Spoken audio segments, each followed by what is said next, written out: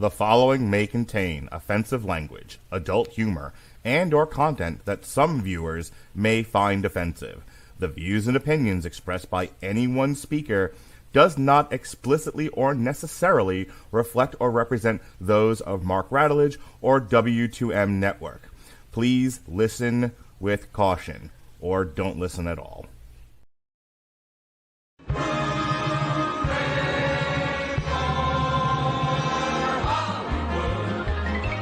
Valley, hooey Hollywood, where any office boy or young mechanic can be a panic with just a good-looking pan. And any barmaid can be a star maid if she dances with or without a plan. Hooray for Hollywood, where you're terrific if you're even good, where anyone at all from Shirley Temple to Amy Semple is equally understood. Go out and try your luck.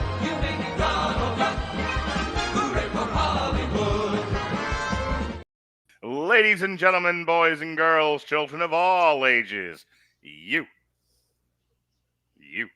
are listening to a Radulich Broadcasting premiere podcast, Damn You Hollywood. And here's your host, the Kevin Nash to my Scott Hall, Robert Winfree. Yay! I was expecting more of the For the Love of God, don't say his name 3 times. No, why would I do an intro that matches the podcast we're doing? Mark, Robert Winfree, you used to try. Nah. Hang on. You have to understand the pendulum with Mark. Mark spent, what was it, Mark? 8 months. A good chunk of, I want to say it was 18. When you were just like, everything has to be synergistic. So we did theme weeks. We did. Oh, it was longer than that. And yeah, there was a point where we got very obsessive with everything having to match on this network. Yeah. I still remember you two singing Send in the Clowns when we reviewed Joker. That was good. That was good, especially because you actually went with the whole Krusty the Clown sideshow Mel gag. We did the whole thing. All right, Robert. It was pretty good. Yeah, everyone, this is Damn You Hollywood. Tonight we are talking Beetlejuice Beetlejuice. We're joined by Alexis Hejna. It's an audio medium, Alexis. You didn't say anything else after that. I thought you were going to jump for me. You said it so quickly, I thought you were moving on. Well, when Robert, who is madly in love with you from 100 miles away, criticizes you, that's amazing. Once again, Mark, you have to stop trying to fix me up with people. I've seen your taste. And, I'd also like to add 100 miles, Kansas City, Utah. A little more than 100. Hanging Gardens of Babylon, Utah. Look, Mark's from New York. The only thing he acknowledges is California and New York, and everything else is the wasteland from We've Fallout. been over this. Everything west of New York is about Alabama. Hey, there's an important person on this podcast. You should acknowledge her. I'm getting there. We are also joined for, I believe, the first time on Damn You Hollywood. Right, Mark? That is correct, sir. We have Mick joining us, one of Dorian's... Hang on. Dorian Price brought a lot of people into the orbit of this particular show, and we apologize for catching you in the black hole, but you have passed the event horizon. There is no escape. No, you see, you have to understand, Robert, that's Dorian. Mick will agree with me on this. That's Dorian's superpower. He collects us into his entourage. And then all of a sudden, we find whatever he's involved in, we are involved in that. That is just what happens when you're friends with Dorian. Mick, please, am I wrong? You are not wrong at all. We have projects lining up, and I'm in Face of Horror now, and it's a blast. In Dorian and Mick's defense, from what I understand, unless I was lied to, she volunteered to be on the Kubrick podcast. She dressed up for it and everything. I did. He sent me a list and I got to pick. That's right. So she's here of her own volition. She isn't the usual pig hostage on this show. Speaking of pig hostages, Beetlejuice Beetlejuice is a 2024 American dark fantasy comedy horror film. I feel like these introductions, like these descriptions of movies that we read are on the Wikipedia page, are getting longer and longer. Whoever's responsible for editing these is just shotgunning them. It's just... Directed by Hollywood's greatest monster, Tim Burton, from a screenplay by Alfred Gough and Millar. a sequel to Beetlejuice from 1988, which we discussed on an on-trial last week, and the second film of the Beetlejuice franchise. The film stars Michael Keaton, Winona Ryder, Catherine O'Hara, reprising their roles alongside new cast members Justin Theroux, Monica Bellucci, Jenna Ortega, and Willem Dafoe in his 97th movie this year alone. Hey, Her is the only reason Monica Bellucci is in this movie. I'll talk about it. Oh, I know we will. Beetlejuice opened at the 81st Venice International Film Festival on August 28th of 2024. It was theatrically released overseas on September 4th in the U.S. by Warner Brothers 2 days later. The film has received generally positive reviews and has grossed $147 million worldwide over $100 million budget. We will talk about that at length very soon. All right. So just really quick, I don't even think we needed the whole 20 minutes for this, but just so everyone knows who we're talking to and why we're talking to him. Mick, you first. You didn't get to do the on trial for the original Beetlejuice, but you wanted to be here. For the record, guilty. It's a plea bargain. But you wanted to be here. So why did you want to be here? What's up with you and Beetlejuice? So Beetlejuice is one of those classics that I grew up with, as well as a lot of other Tim Burton films. And so I feel like it's one of those movies that just have been around in my life for so long that it's hard to ignore that there's a second one. So of course I'm going to watch the second one. Mm-hmm. And I always like the bizarre. It's always like Tim Burton's film that have the bizarre coloring. And I've mentioned this in my other podcast, even when a shot is so interesting and so colorful and great. I love it. It's like crack to me. All right. Alexis, you also wanted to be here. Sorry, when it was supposed to be 87 of you, you're like, I'll drop off. It was so sad. I couldn't deny you this. So tell me about your love of Beetlejuice. Well, that's just for you, Mark. Like you said last time I was on this show, you are one of the few people I will suffer for. And yeah, Beetlejuice is one of my favorite movies from childhood, which it's also interestingly the first movie that ever gave me a nightmare. Really? What about it? The snake. Yeah, yeah, when I was little, my dad's a former wedding photographer, so he'd often be out late on Saturday night shooting weddings. Yeah. So the way it worked often was that my mom would have me sleep with her in the master bed, and we'd watch TV, and she and I would both fall asleep, and then my dad would come home and he'd pick me up and he'd take me to my bed. And yeah, I had fallen asleep with my mom, and I remember, I can't believe it. I still remember this nightmare so clearly. She unzipped her head like in a cartoon, and the snake, the Beetlejuice snake, jumped out of her head. And the next thing I know, I am like jumping out of the bed, screaming my head off. And my mom's just like, what, what's going on? What? Just freaking out. Why I'm freaking out. I can't believe I still remember that vision or that image so clearly. But yeah, that was my first ever nightmare. Thanks to that, still love the movie, grew up with the cartoon. I have the complete collection on DVD over here. I love it. I am a big Tim Burton fan, although I admit that, yes, sometimes his style can overwhelm the project. So I like seeing movies that are more his wheelhouse and his creations, where it's not so much, okay, it's so-and-so as done by Tim Burton. No, this is his vision, so his style works more fluidly with it, if that makes sense. It does. It's actually, I started thinking about why I hate Tim Burton so much, especially after Dorian and I did the Sleepy Hollow podcast, and I've had to now talk about a couple of different Tim Burton movies since then, not the least of which was the first Beetlejuice. So I have thoughts, but I want to hear from Robert first. Robert, I'm assuming you saw this around the time it came out. You know, what's your history with the movie? Oh, really? I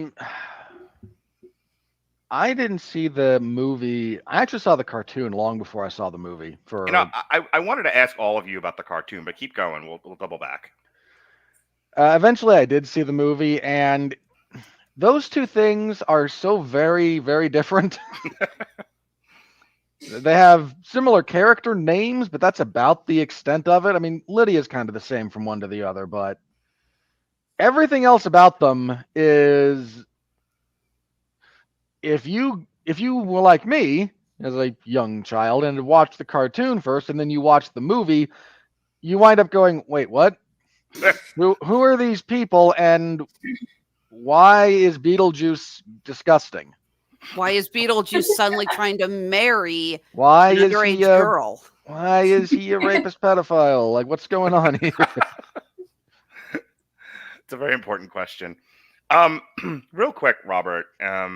What is the cartoon? Because let me preface this by saying I never watched it. I was 12 when Beetlejuice came out, and so I have to be 13 or 14, I guess, when the cartoon starts up, and if not older, I don't remember when exactly.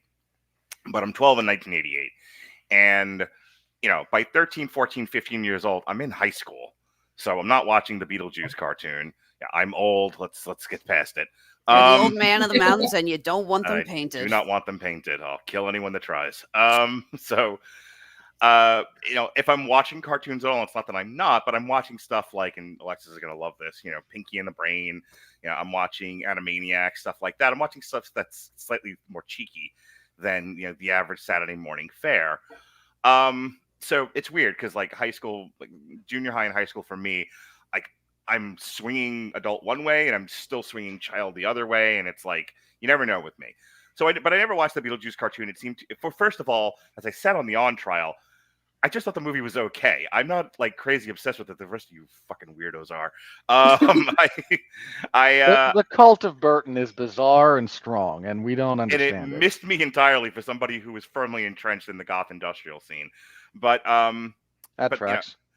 So I thought the movie was okay. I talked about it at length last Thursday. But I didn't need to go back to it when the cartoon was on. A, it was not for me in terms of what I like to watch at the time. B, I think I was a little too old for it. So really quickly, Robert, in like 10 words or less, what is this cartoon? What was it? It's just the bizarre adventures of Beetlejuice and Lydia. They're friends in this iteration. So once, she will engage in some zany antics. They go to the land of the dead frequently, and they have fun over there.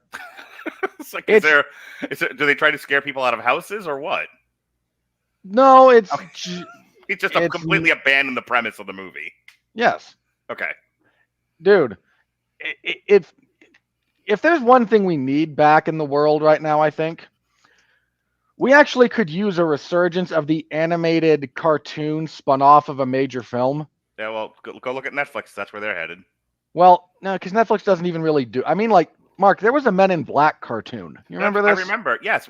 There was a Little Shop of Horrors cartoon, which was terrible. Ronnie and I talked about this with Ghostbusters, and I think it's either with you or Ronnie, where we talked about how if you had a movie and it was a big hit with adults and children, the way to keep the children engaged was create a cartoon. Yeah. There was a freaking RoboCop cartoon. That's been brought up too. That was actually very successful. It was a Rambo cartoon. So the guy killing many a Vietnamese person in Vietnam with just tons of machine gun fire got his own cartoon. That absolutely terrible Roland Emmerich version of Godzilla got a cartoon that was much better than the movie. Yeah. But yeah, it's just their wacky adventures. Okay. Mick, did you watch the cartoon at all? I did actually. Several years ago, I found it online because at that time the internet was a lawless place, so I didn't really buy it. But I remember it being kooky and fun. Hang on. If you sail the high seas to find illegal content, you must say "yar." Yar! I did find the DVD. Did I? Perfect. Keep going. But I agree what he was saying. That's the best way to put it. It's the bizarre adventures of Lydia and Beetlejuice. You say his name 3 times, he will appear from Utah. Don't say his name. It's like him up there. It is also a lot of fun that it really uses Tim Burton's style. I mean, you guys have seen the short Vincent, one of Burton's earliest stop motion films. That character is in the Beetlejuice cartoon. He is Prince Vince, the ruler of the Netherworld. Hey, Alexis, I got a question for you. Mm-hmm. Have you seen the musical yet? Not only did I see the musical last year for my birthday, I'm going again because I saw it in St. Louis. I grabbed my laptop, went into Andre's office, and I said, I know you don't like musicals. I know you don't like the theater. I know you don't even really like going to St. Louis, but please, can we go for my birthday? Your goddaughter loves the musical. Yes. And I heard all about it between on the way to the movie and back, because I kept asking Lily, like, so how is the original Beetlejuice different from the musical? She's like, they're barely the same thing. Like, they invented whole songs. I need to for the know. whole thing. I need to know what her favorite song is. I will ask her. All right, but yeah, it's touring again. It's coming to Kansas City in February. Andre doesn't want to go see it again, but my best friend does. His birthday's in January, so I bought him a ticket. We are in the freaking nosebleed seats in the theater. Sitting on top of the roof, eh? You have no idea how expensive every other seat was. It was basically like, pay this much or chop off your arm and sell that. Good luck. So yeah, we're in the nosebleed section, but we're going. Mick was trying to get in here. What were you saying, Mick? Oh no, I was just saying, you do what you got to do. I've done that for concerts. Fair enough. Keep going, Alexis. But no, I love the musical. I love Alex Brightman. He's one of my favorites right now, and not just because he's on Hell of a Boss and Has Been Hotel. You know, I think he's awesome. I have had the song "The Whole Being Dead" thing living rent free in my head. How much does the musical, in terms of what there is of a plot, differ from the movie? Because I've heard it's wildly different. It is to a point. They have updated it a lot. Delia, the character, is a vast change. Okay. There's a lot more focus. Okay, so in the musical, Lydia's mother is dead, and she is having a hard time moving forward and getting past the death of her mother. She feels that her father has moved on too quickly because he's been able to process his grief. She hasn't. And the Maitlands are still in there. Beetlejuice is much more of an active role. This is actually kind of the joke in that both these Beetlejuice films, and I know we'll talk about this, the character of Beetlejuice is only in both movies for 17 minutes. Yeah, the Screen Junkie guys made a point of saying that in the Honest trailer, and I brought it up on the On Trial. Yeah, well, that's actually Michael is not really the antagonist of Beetlejuice. Well, that's what's interesting is that because he is in most of the scenes in the musical, but apparently Michael Keaton actually sat down when Tim Burton offered him the role. He said, "Fine, but I will only be in the movie the same amount that I was in the first one." He said flat out, I'm not going to be in this movie if we're going to make it all about Beetlejuice. Yeah, I have a lot to say about that. All positive. All right, so Robert, I'm guessing you have no exposure to the musical at all, or have you actually watched whatever is on YouTube or some shit? I was only peripherally aware that it existed, so perfect. I got nothing. It is really good. You guys would love it. It's so much fun. Mick, how about you? Have you seen any bits of the musical at all? Well, I mean, I've seen little bits on TikTok here and there, but also like I've heard a song or two. I would like to go see it. It might be fun, but just nothing I have seen. All right. Well, with that said, I think that's plenty of background here on the Beetlejuice franchise, rather. So let's get into the plot of Beetlejuice, Robert. And while you do that, I'm going to put up this comment from Dorian. Don't acknowledge it, just do the plot. I feel like we should have gotten a clicker to count how many times we say the word Beetlejuice. Far too many. Robert. If anybody wants to go to the hospital, play the drinking game. I don't encourage it, but I acknowledge it's a thing. I'm pretty sure they're already going to need a liver transplant, and we haven't even started the plot synopsis yet. I'm trying to. So we open this, appropriately enough, 34 years in the future from when the first one took place, because real time has progressed that much. And a few things have happened. Lydia now has one of those ghost hunter almost public access television shows. It's a little bit better than that because she's in Manhattan, but she's doing that because she can see ghosts and communicate with them. And she's decided to monetize this, and she's a little bit stressed out and bit of a drug addict. She has a daughter played by Jenna Ortega, who is struggling with the fact that her mother is a famous kook and she thinks her mother is a fraud. And also dealing with the grief of her father. And her father died trying to save the rainforest. I can't. Okay, I'm gonna go through this as quickly as I can, but if I break into bizarre laughter, it's because I can't take any of this seriously. Okay. Okay, Arthur. Keep going. Just as a heads up. So our kind of inciting incident here is Lydia, two of them. Lydia is informed that her father is dead. Because Just keep going. the actor who played her father in the original is done stuff that'll get this video demonetized if I talk too much about it. So Let's just say there's a reason why the ghost shows up without a head. yeah. So he dies in a comedic sequence where he's flying back from a bird watching trip and his plane crashes. But he survives the crash, and he nearly drowns, but he doesn't drown, then he gets eaten by a shark. I just love that the gravestone is actually a shark fin. That was pretty good, yeah. So that's our inciting incident. Now, then Lydia goes to talk with her mother, and bless Catherine O'Hara, she is still awesome. Yes, he is. That woman does not get enough credit for how funny she is. Not in the least. She does not. Criminally underappreciated. They go collect Jenna, so they drag along Lydia's manager / boyfriend / service human. Emotional support human. Her emotional support douchebag is brought along. That's actually a really good title. Better. I like that. I got there eventually. No, seriously, can we monetize the phrase emotional support douchebag? Because I really think you've stumbled in something good there. Put it on a t-shirt, people will buy it. So they decide to bury him in Windy River. Okay, MGM Lioness, we're acknowledging your comment. We'll get there. We'll get there.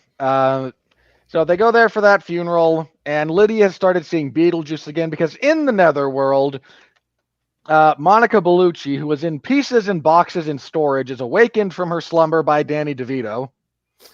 She staples herself together and starts looking for Beetlejuice, who monologues about how they were married when they were both alive.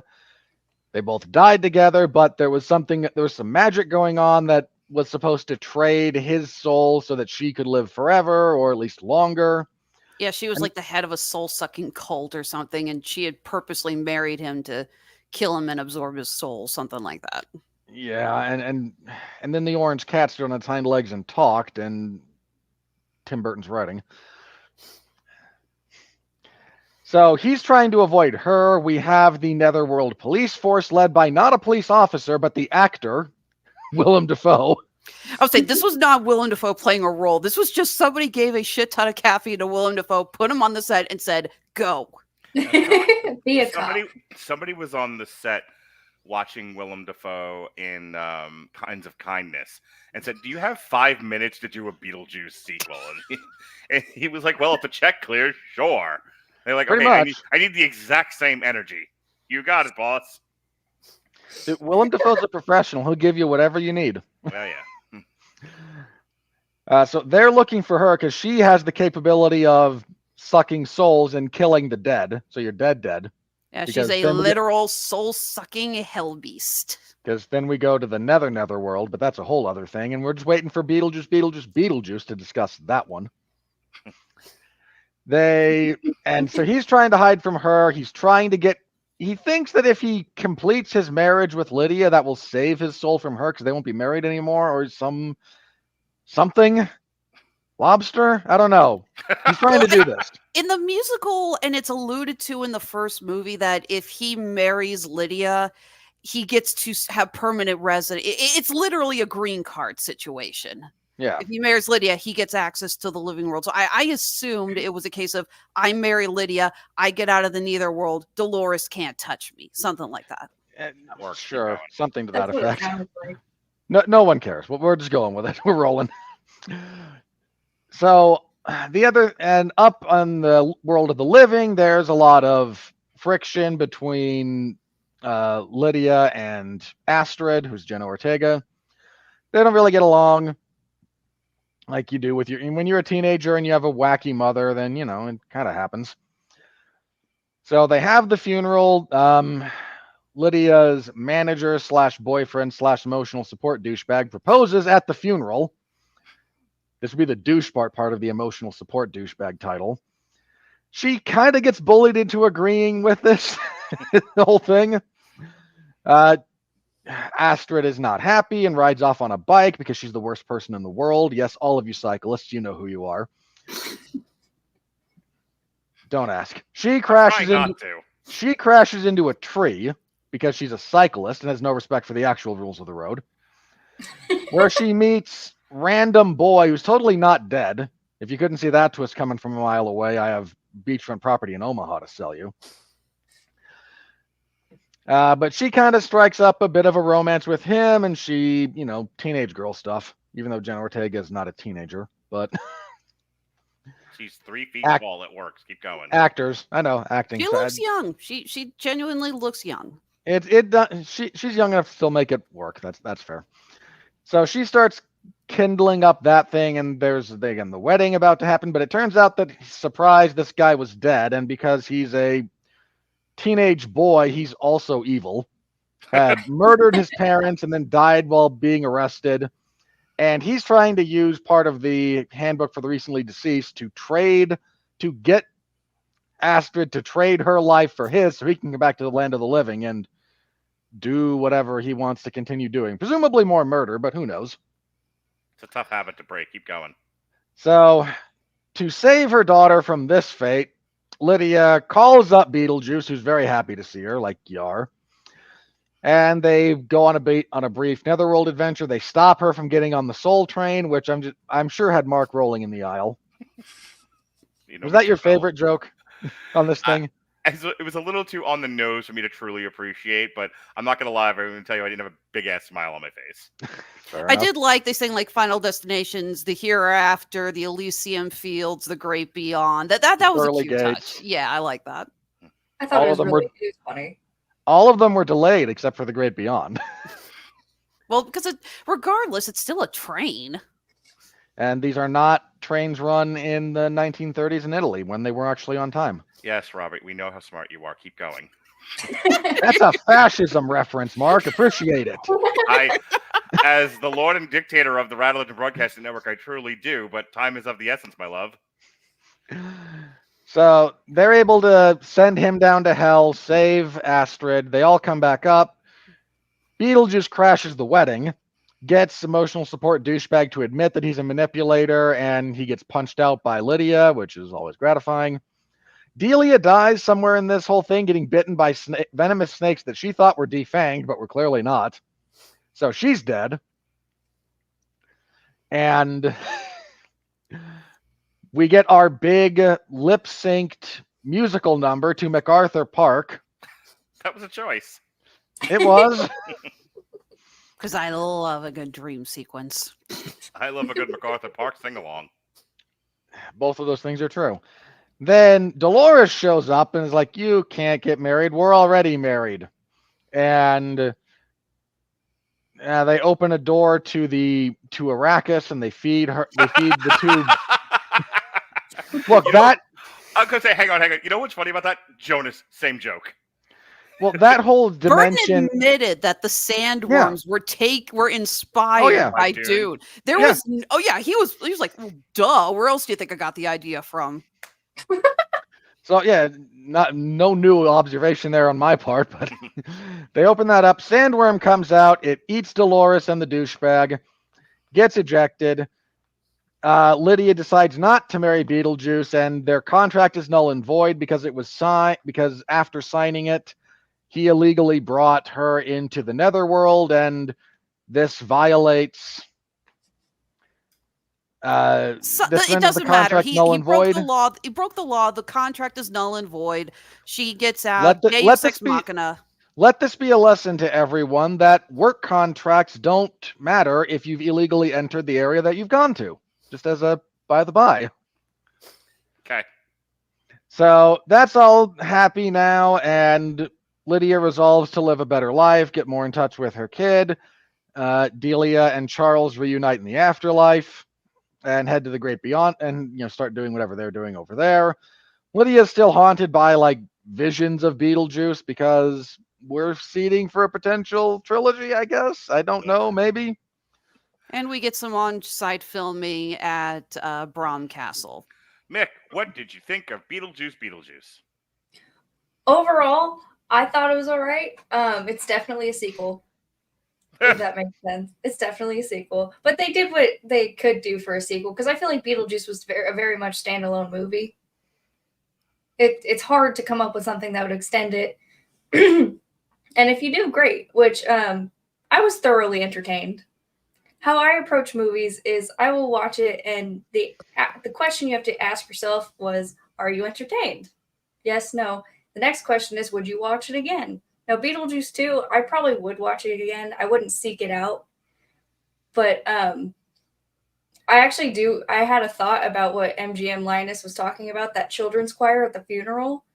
My first thought was, how many versions, like choral versions of the song have already been sung? Because that would have been hilarious to me if I went to my children's choir concert. Future children is what I'm talking about. And they were just doing Deo. I thought that would have been hilarious.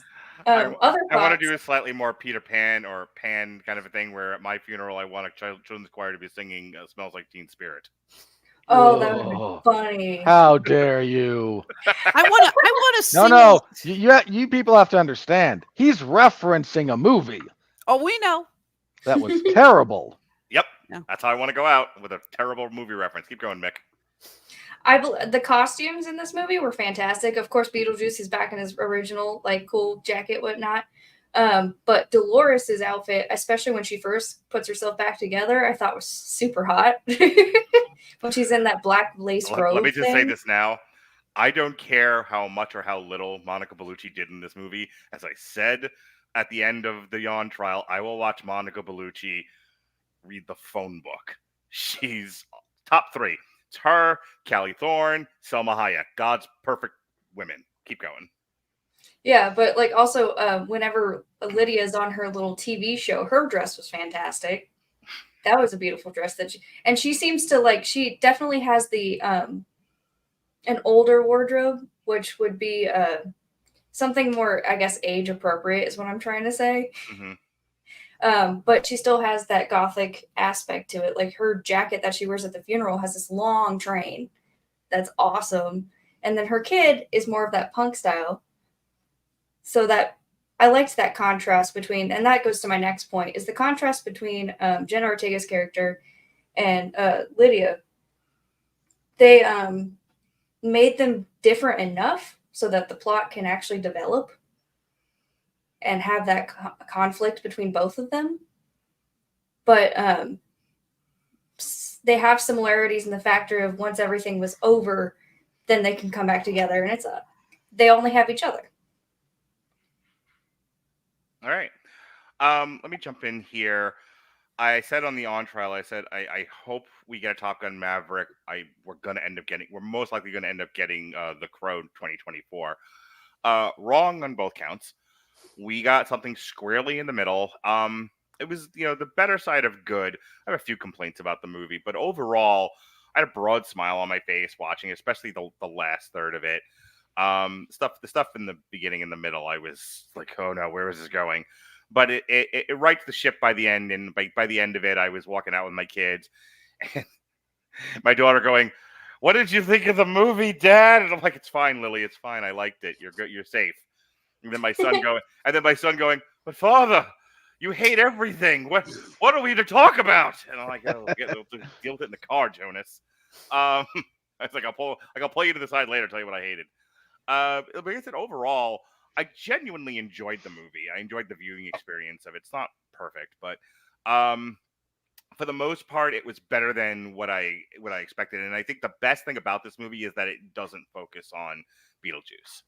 Much like the first movie, which I talked about in the on trial, the movie is about Gina Davis and Alec Baldwin's relationship to this house, the loss of their child, the found family that they create with Lydia.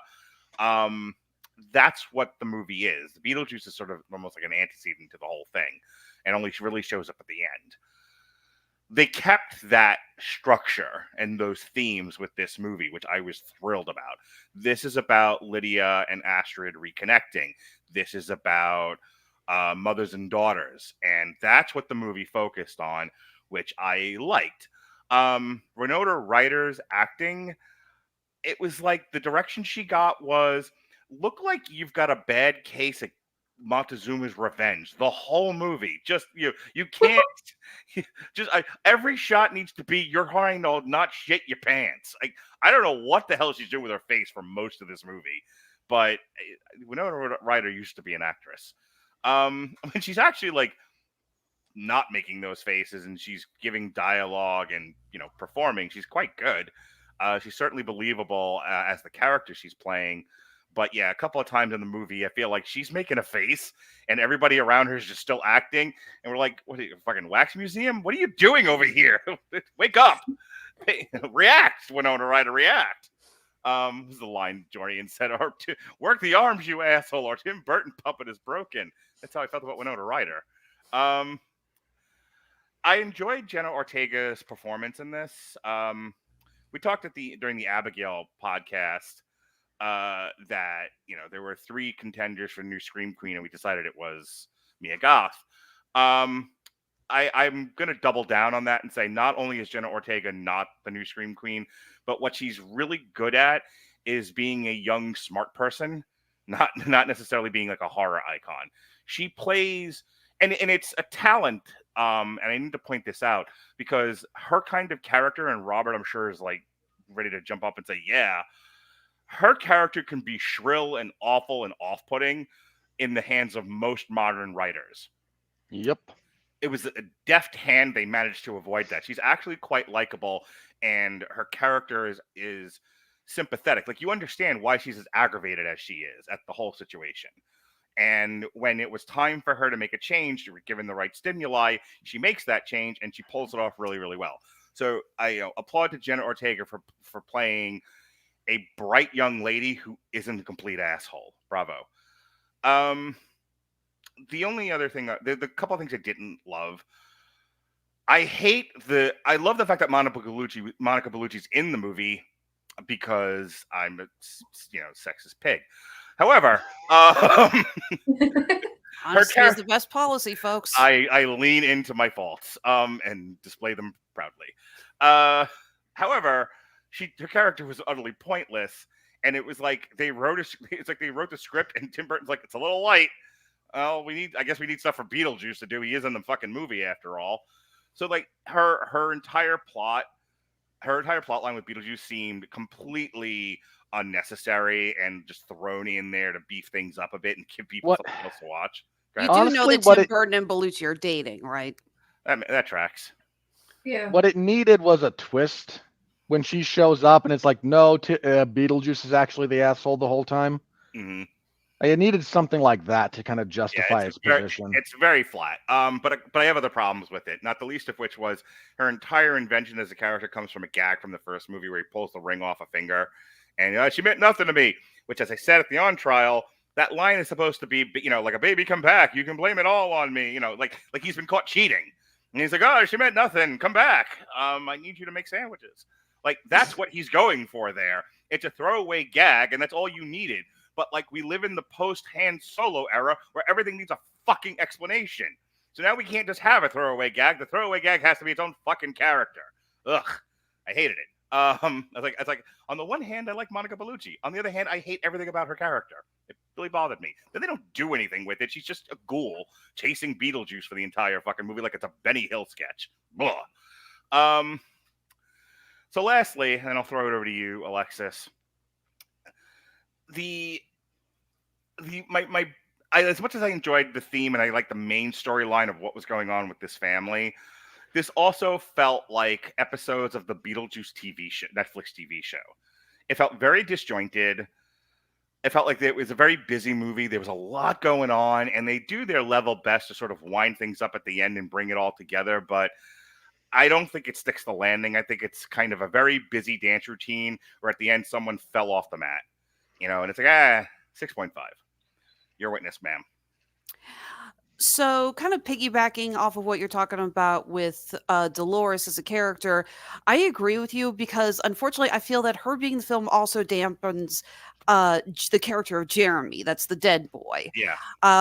Who I think could have been a really, really good villain. Right. You know, the I actor was good. He was very charming. I like what MGM Linus said about the whole American Horror Story. I was thinking the same thing. And you know, if this movie was made 10 years ago, they would have cast Evan Peters in this role. I can tell I'm getting tired or older or both because I read that line earlier when I put it up, and I read it as American Werewolf in London. I'm like, he kind of does look like that actor. Boy, Well, he actually does. But he looks like Evan what Peters too. What an old man moment that was. You know, and I love the scene with him leading Astrid in. You see his parents, but they're not turning around, and then you see them later with the weapons and benefits. That was really good. And I was really hoping we were going to get some good stuff here. Yeah, and even the scene where Beetlejuice catches him, what's the line? As Dostoevsky, wow, I can't say. Dostoevsky. As Dostoevsky said, later, fucker. That I'm surprised I heard that the audience was laughing so damn hard. That was the best line, honestly, Oh, yeah. to put a fuck in there. They had to. They put one fuck in the first Beetlejuice. They knew that. That's why when he says "what the fuck" in the chapel, it's censored. It's like, no, you can only get away with one. I liked it, but the death felt quick and underwhelming because we didn't get to spend that much time with him. I feel like we should have just cut Dolores entirely and had Jeremy be the main antagonist. Completely agree. You know, the whole idea of him stealing Astrid, the way he tricks her, saying you get to see your dad again, which kind of lines up nicely with the Beetlejuice musical. Because again, Lydia in the musical is very torn about wanting to see her mother. One of the reasons she befriends the ghosts is that she's like, wait, so ghosts are real. So my mother could still be around. That's her big thing. So I feel like they channeled that a little into Astrid. So that's my biggest complaint with this, is that it's like, sorry, Burton, I know your girlfriend's gorgeous, but cut Dolores and make Jeremy the solo antagonist. Him, and have Justin Theroux's character as a minor antagonist. You know, go with that. Yeah. But on the positives, Michael Keaton steals every scene he's in. It is really amazing to see after all these years. He is still just as funny, just quick, and he still brings all that gross out charm, is the phrase I'm going to go with for Beetlejuice. Oh, that was something really quick, because you triggered the memory of something I really hated about this movie. And I mentioned, like, we're living in the post Han Solo era where everything needs an origin, everything needs an explanation. We're also living in, and I've been dying to say this so that Robert can chime in, because I was thinking about this earlier. We are living in, I had to explain to my kids over sandwiches, the Kobayashi Maru. Oh boy. Okay. Okay. Mick, have you seen Star Trek II: The Wrath of Khan? Or have you seen the... No, shut up. Mick, have you seen Star Trek II: The Wrath of Khan? I don't think so. My mom was a Trekkie, so I've watched some of them, but I don't remember any of it. Top 10 greatest movie of all time. Go watch it. Here's the thing with The Wrath of Khan. It's about getting older. It's about death. It's about learning to accept the things you cannot control. Much again, like death. In this, not to spoil it for you, but there's a scene where Spock sacrifices himself to save the Enterprise. And it's the first time Kirk has to deal with the no-win scenario. It's the first time he has to really deal with a loss. Right. No, I do remember. At least I remember that scene. I remember that whole end bit. Yeah. But yeah. So in the beginning of Star Trek II: The Wrath of Khan, they talk about the Kobayashi Maru, and that Kirk is famous for having beaten the no-win scenario. And how does he beat the no-win scenario? He cheats. He reprograms a stupid thing so that it's possible to save the crew and beat the Klingons. So now here's the thing. Sorry, I'm going to put this on screen real quick. So here's the thing. They never show you the Kobayashi Maru. It's a story they tell to set up a character beat for James Kirk about his inability to deal with loss. He has to win at all costs. And then when there's nothing he can do to save Spock, he isn't prepared for it. That's the strength of the whole thing. There's a reason why I'm explaining all of this. So dumbasses in the future will make a Star Trek movie called Star Trek with Chris Pine, where because we are run by autistic toddlers, they have to show you the Kobayashi Maru. So it's no longer left to your imagination. You now get to see the stupid thing, and it's a completely botched scene, way misunderstood and poorly done in the Chris Pine Star Trek movie. And here we are again. And I love this because Shay was on the last podcast talking about, like, I think he was like a car salesman, right? Like, yeah, he's probably like he's probably like a shitty car salesman from the 50s. Nope, apparently he's not. And that's the thing. It's like, it was much more fun. And it's the point that I'm trying to get to. It was much more fun to imagine where Beetlejuice might have come from, that he would act the way that he does in Beetlejuice. So, like all good movie directors in the 21st century, they ruin it for you. And they go, here's his fucking origin. You happy now, you nerds? And I like Shays better, honestly. I like Shays. When you think that everything he says is a lie. Go ahead, I did like the joke. Our wedding was traditional. We drank each other's blood, bit the head off some chickens, and sacrificed a goat. Right. Yeah. And the fact that he delivers the whole thing in a foreign language, that was funny. In my head, Beetlejuice is just like Willy Wonka after he dies. My point is, like, that's why I hated the bit in the movie where they show you Beetlejuice's origin story, because we don't need this. We don't need to. I think Dorian said it on either Prometheus or Beetlejuice. It's much more fun, like in Halloween, to not know where the horror came from. To where does Michael Myers come from? Who knows? Who cares? We just know that this is the night that he came home and he's killing all the babysitters. Perfect. We don't need to know where Beetlejuice came from, and it kind of ruins it that we now do. Go ahead, Alexis. I was just say, I've often said the scariest things in the world are not what you see; it's what you don't see. Right. So they Kobayashi Maru'd Beetlejuice, and we're worse off for it. I cut you off. I just needed to get that out.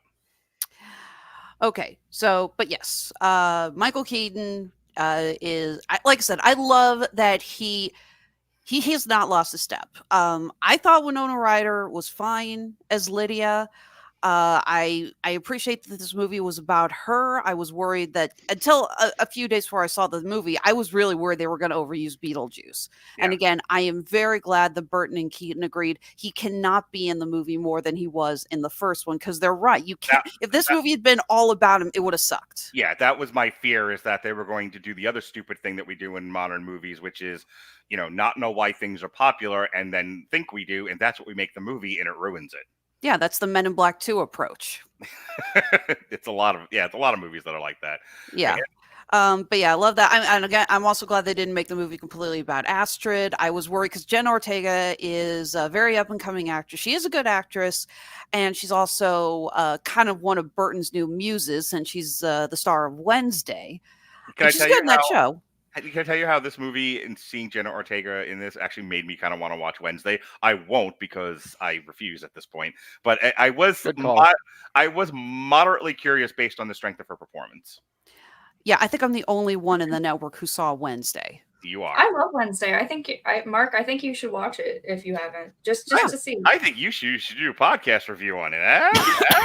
Okay. I'm down. I'll tell you what, Mick. I never got to do a TV party tonight for Wednesday because I literally couldn't get anyone. Yeah. Well, by the way, we're kind of the little rascals here. It's the He-Man She-Woman haters. It's just He-Man woman haters, Mark. He-Man woman haters. I keep confusing that. Anyway. Yeah, no, seriously, Mick. For the longest time, I was the only woman on this podcast. So Alexis, like, anyone want to review the show about women? We're all like throwing tomatoes at her and shit. No, we'll definitely do that then. We have to now.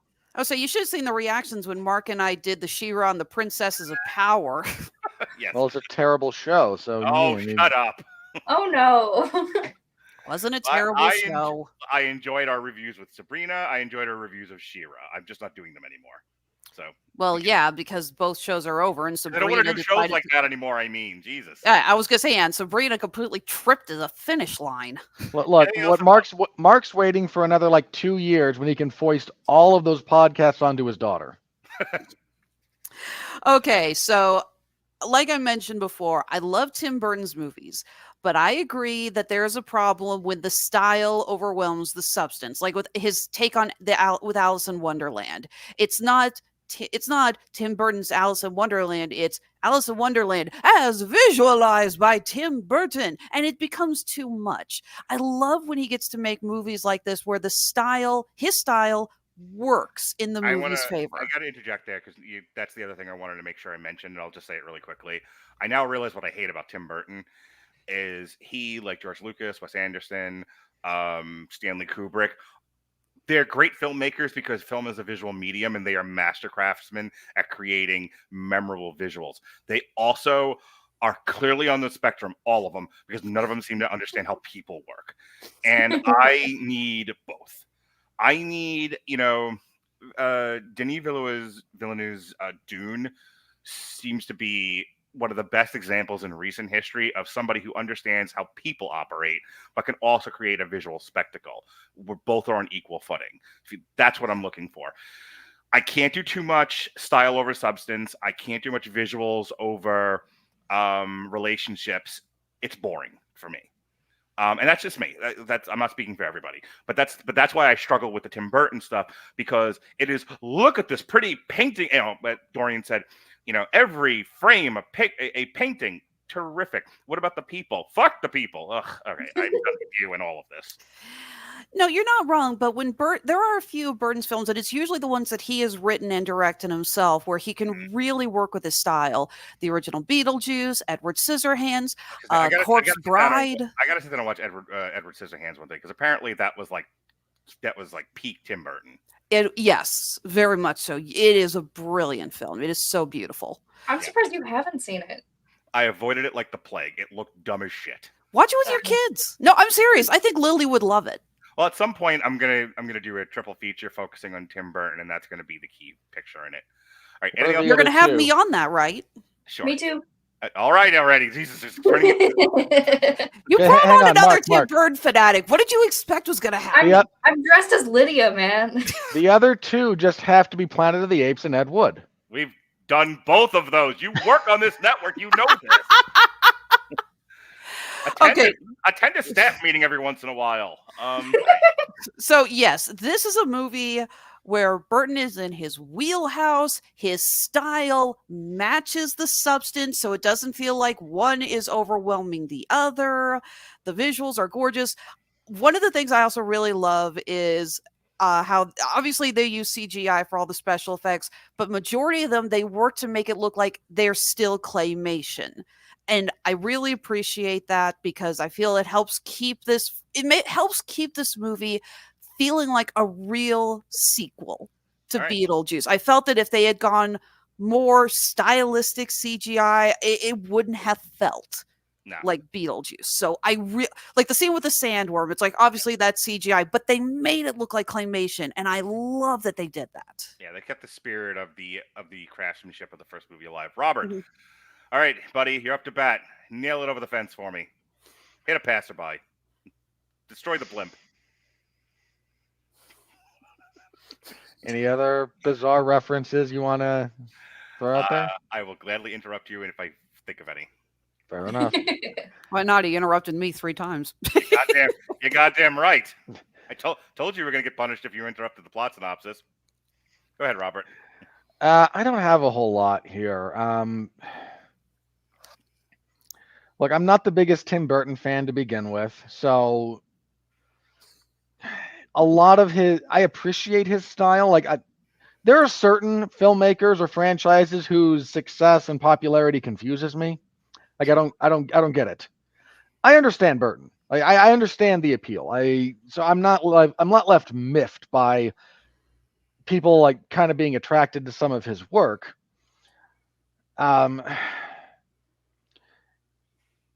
This movie is, I also was trying to figure out, like, why was this so successful? Partially because there's nothing else. Like, just be very real about that.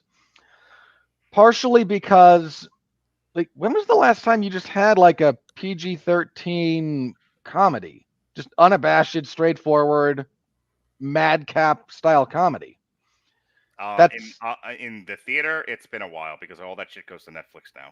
Mm-hmm. Yeah, and turns out there's an audience for it. Now, the downside to that for the individual viewer is if this sense of humor doesn't hit for you, this movie is a chore. And this is not necessarily my brand of humor all the way through. So I got a few chuckles, but it means that as the presentation, as the sequence of events is slapdashing around, hopping back and forth between three disparate points, you kind of just get lost in the sauce a little bit. And you're just like, we're back here already. And well, that joke kind of worked, but that one didn't. And why are you stupid? Of course, the kid's dead. And just more stuff like that. Yeah, Dorian bringing up Shaun of the Dead. Yeah, the Three Flavors Cornetto trilogy would have been one of the last ones that And without an kind of, exaggeration, isn't that about 20 years ago? yeah, give or take. It's been a bit. Not 20, but certainly 12. I'd have to double check. It's probably closer to 20. So this is a style of film that's kind of been a little bit absent from the theatrical experience. And if this stuff lands for you, it's really good. I'm not surprised people had a good time. A few other people in the theater when I saw it, and they seemed to have a good time. So, thumbs up on that. There's a much better way to have written this. There's a much tighter way to have scripted things out. I'm with you guys on, I'm certainly not going to complain about Monica Bellucci's casting, but that's a character that didn't need to be there. It just, and it's okay, ultimately. There's a few decent gags. Different stuff's going to land differently for different people. I was kind of nonplussed by the whole thing, but a lot of that has to do with there's two things about this that really kind of derailed my enjoyment of the film. I'm gonna be honest, Jenna Ortega not believing in, like, Astrid thinking that her mom's a fraud is just stupid. Why? Because everyone else knows should have at least. Lydia's not alone. Like, Delia is on board with ghosts. Like, this is not just one person like committing to a bit so hard that you've messed with your kid. There's like other people who lived through what happened. Okay. Who can? It's a little hard to hear at times, but I think Mick's trying to interject. Well, let me bring this up to you. Like, with the idea of ghosts in general, like in our world, you have all those shows like Ghost Hunters, Ghost Adventures, whatever. You have two sides of people being like, I believe in ghosts or I don't, kind of thing. So I can totally believe that Jenna Ortega's character, Astrid, wouldn't believe in ghosts, thinks her mom's a hack or whatever, because her mom has this big production TV show, and that's the problem many anti-fans have for those ghost shows, because they're like, oh, it's all staged. The other key element of this is the reason why she doesn't believe her mom really sees ghosts is because she can't see the dad. And a lot of their dysfunction, a lot of the problem with their relationship stems from the loss of the father. Exactly. There's that line at the funeral. Oh, so the only ghost you can't see is the one is dad, or something like that. So, yeah, again, Astrid is not able to process her grief. I'm fine with that. I don't object to the emotional beat. Mm-hmm. I think it's stronger if she thinks her mom's legitimate and just is pissed at her for not being able to talk to her dad. It's not worth arguing about, but I'll tell you that I feel like there was a lot of projection on the Astrid character's part. She may have believed her, she may not have believed her, but once she couldn't see the dad, it becomes a part of it becomes wrapped up in how much she dislikes her mother. Mm-hmm. And there's better. My point, I think maybe a better way to phrase it, like, that's a point that needed a better exploration. If that's going to be our friction point here, is part of what's going on is I think you're a liar. I think you're a fraud. Dad, stop wearing the neck brace at home. Your neck's not really broken. It's a very obscure reference for professional wrestling fans, but you'll get it. I got it. Keep going. But I think your point is valid. If we're sitting here going, this is sort of feathery, it's a little weak, it's a little flimsy, it probably needed to be written better to get across the point that we're agreeing is there, it's just not being made strongly. The other next one here is very small, but it needs to be addressed, I think, because when they meet the dead dad in the afterlife, where he's working as a stamper at the passport office with all the Russians and the Cossacks and everything. He says, "I know you can't see me, but I check in on you." I'm sorry. Her whole thing is that she sees ghosts. If there's some reason she can't see him, we need to flesh that out. Like, that's... You know, it's funny, and I don't remember if I mentioned it in the on trial and all, but I said my things I hate about the Beetlejuice movie, and now the second one, is that the rules of this world are not consistent at all. That was actually something I was thinking about, because there's a joke in the first movie. Otho says something effective. You know what happens to those who commit suicide? In the afterlife, they become civil servants. And that's a joke because the people who are working in the afterlife, like the Miss Argentina, if I know that, yes, I wouldn't have had my little accident. The guy who clearly jumped in front of a car to get rolled over, the guys who are literally hanging by nooses. It's like, that makes sense. They're all suicides. I thought that was a cool joke. But then you see him working. I'm like, did he commit suicide by jumping in the river and getting eaten by piranhas? Because something's not adding up. I regret nothing. It seems a little fishy. Oh God! You just paneled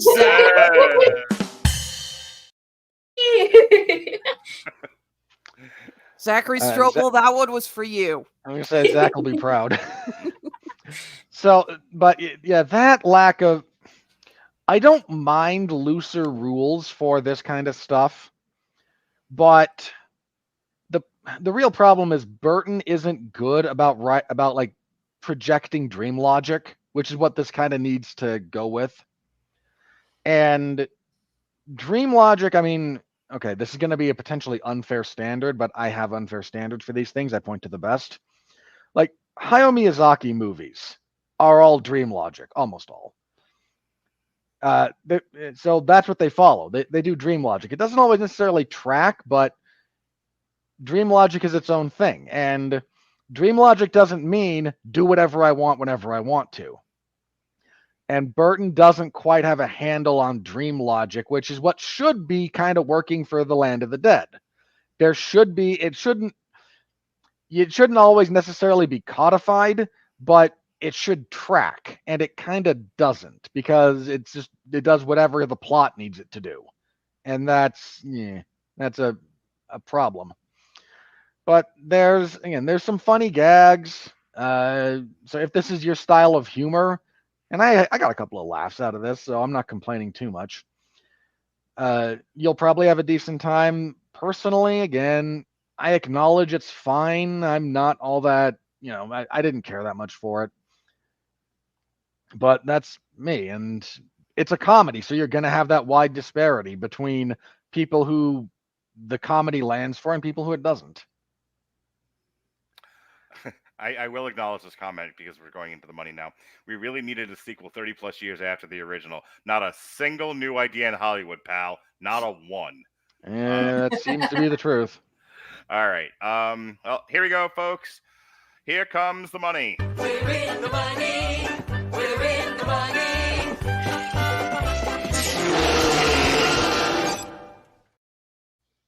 All righty.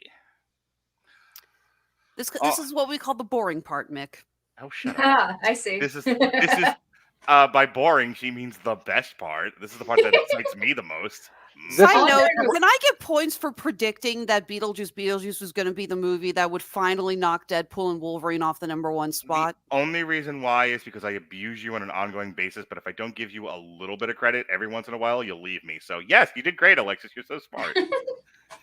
I have an idea because I've seen those news things on my phone. They're like, oh, it did good.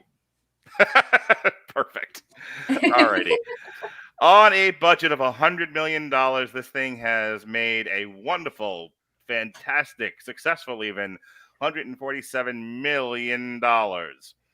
As of September 9th... You know what we need, Mark? Stop interrupting each other. As a minor aside. No, because if I don't say this now, I won't. Go ahead. We have a bomb sound. Yeah. Right? We need some kind of like jackpot or cha-ching thing for when something really hits. It's a reference that I'm forgetting where I got it from, but like the William Tell overture and like fireworks, you know, you know. The 1812, yeah. First of all, yeah, that's 1812, not William Tell. Yeah, right. but something along those lines. And yeah, let me get my producers to work on that. So, we can just play the end of V for Vendetta when he blows up Parliament. You know what? Get me that clip, Robert. That's going up next time. Well, I'll have it in time for Joker. I am predicting this now. We are going to hear news before too long that Warner Brothers is going to dig into their vault of 30-plus movies, 30-plus-year-old movies that are now getting sequels, because Lord knows they are going to take the wrong idea of why Beetlejuice was successful, and it's going to be the Lego movie thing all over again. Okay, so what makes a movie successful? Movies about toys. You missed the point entirely. I like that. David Zaslav missing the point yet again is not exactly a large bet. I feel like 10 years ago, whenever Alexis first started coming on Damn You Hollywood, she would not have come to that conclusion. But she's been with us for so long now that even she's now noticing when lizard brain happens. You've come a long way, my love. You've come a long way, and I applaud you. Thank you. All right. Take two. As of September 9th, 2024, Beetlejuice has grossed $111 million in the U.S. and Canada. I say Canada, Mick. Just go with it. And $36.7 million in other territories for a worldwide total of $146.7 million. In the U.S. and Canada, Beetlejuice was released alongside The Front Room and was projected to gross 100 to 110 million from 4,200 theaters. And unlike most movies this year, they actually kept the predictions that they came up with, not had to lower them all weekend long and still not make it. That's been a thing. The film made 42 million on its first day, including 13 million from Thursday night previews. It went on to debut 111 million, registering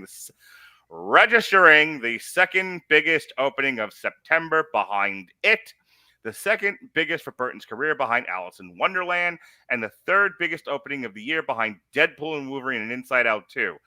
Which begs the question, Robert, do you think this cracks $1 billion based on those numbers? No. Why? I think the drop-off's going to be too steep. I think it's going to do fine. I don't, but $1 billion's a pretty big ask. And I don't know that this is going to make that kind of push. So I don't disagree with you. I don't think it makes $1 billion either, but I will tell you the way is clear. It was made by those that are dead. It's got nothing coming up next weekend, and I know that because we're not reviewing anything. We're doing Ash versus Evil Dead. The 40. Well, hang on. We're doing something. I'm waiting for that to fall out again just to keep the running gag going, but. No, my new best friend Dorian's on it now, so I have to keep it. Yeah, well, then you clearly don't need me, do you? Oh, fuck yourself. Dorian and I actually talked about moving Ash versus Evil Dead because we're looking for something for October. Well, you can't move my podcast. Who the hell do you think you are? Find another fucking day is what you can do. Use my podcast. Oh, fuck this. And I gotta go back to being mean on you. Now I gotta be mean to you again. Hey, no, but seriously though, we're looking for something to review in October for you since Mike Flanagan is giving us a movie, not a TV show. I gave you 800 ideas. You responded to none of them. I've been busy. You don't pay me enough. Some are still being processed, Mark. Yeah, like with what you pay us, you are on the totem pole, but you ain't at the top. This is quickly going to just become the Mick and Mark show. How do you like that, Mick? Hi. Hey, M&M, that's not trademarked. Anywho, so anyway, we've got nothing coming up next week. Then Transformers 1, then The Wild Robot. So, I mean, Wolf got yanked from theaters and as a wide release is going almost straight to Apple Plus, which was the only other thing maybe that might have attracted an adult audience. So, I mean, between now and Joker, which is the beginning of October, there's nothing in Sucktember. Which, by the way, Robert, we forgot to mention, this is welcome to Sucktember, everybody. True. Sucktember, yo. It is a wasteland. It is a barren wasteland full of ash and rock, and the very air you breathe is a poisonous fume. I was gonna say we now need a name for January as well because Sucktember. We have one. It's called Fuck You. It's January. Oh, okay, never mind. Because those are the 2 months where it's just like that's where media goes to die. Yeah, it started with Fuck You. It's January. Then we started noticing September was also a desert wasteland, and that's where we came up with Sucktember. Anywho, so I'm thinking Beetlejuice, just with kind of with the Deadpool Wolverine thing of, well, there's nothing else, and it's got a month of free land. Probably, my guess is it gets to between 700 and 800, though I would not be surprised if it breaks $1 billion. I don't have strong feelings it's going to get that far, but if any movie's going to at this point, this is it. Around 7.7 million admissions, 73% total weekend's box office earnings came from this film alone. The opening weekend gross surpassed the entire 74 million run of the original film, unadjusted for inflation. Internationally, the film debuted 35.4 million from 69 markets at the biggest openings in the UK, Mexico, Australia, Spain, and Italy. There's a line here on the wiki. I figured I'd share this because this is sort of Alexis's thing. When asked about a potential third film, Burton said, "Let's do the math. It took 35 years to do this. I'll be over 100, but I guess it's possible with the advent of science these days, but I don't think so. That's okay. They'll just get Brett Ratner to do it." Ow. That was for you, Robert. These are for you, Robert. All right. Beetlejuice was the #1 movie of the weekend. No surprise there. It knocked Deadpool and Wolverine from 1 to 2. Reagan went up, oddly enough, from 4 to 3. Alien Romulus fell from 2 to 4. It Ends With Us stayed at #5. The Forge went from 7 to 6. Twisters, that's still in theaters 8 weeks out, fell from 3 to 7. Hey, Mark, come on. They're letting more play. First of all, if you didn't see Beetlejuice and you want to, it's going to be PVOD in October. So Yeah. they Blink not Twice, giving this one a lot of theatrical runway. Blink Twice, which the guys over at Movies Who Don't Suck and Some That Do reviewed. That went from 6 to 8 in its 3rd week. It looks like Despicable Me fell from 8 to 9 in its 10th week. The Front Room debuted at number 10 from A24, which is fine for an A24 movie. Red Rooms debuted at 25. Ciao Bonito Mi Amor, an MTV documentary film, debuted at 29. The Paragon, 39, and that was the weekend that was. Worldwide, let's see where we are now. Inside Out 2 is still the #1 movie in the world. Probably closes the #1 movie in the world. Deadpool and Wolverine ain't going to catch it. Yeah, I don't know. I think they might. Nah. It's got 400 million to go, and we're six weeks It out. pulled like 7 last weekend, and if it needs another 400 million, it ain't doing it. Okay. Despicable Me 4 seems to have petered out at 930. Good try, but didn't quite crack the billion like it should have. Well, in fairness, I'm sure they're just heartbroken over their reasonably budgeted animation feature only making $930 I just want to million. say we need to do Inside Out 3 versus Despicable Me 5 or Minions 4, or whatever number we're fucking up to. It's just going to be called Mega Millions. You know this. My point is that that Minions won the first fight.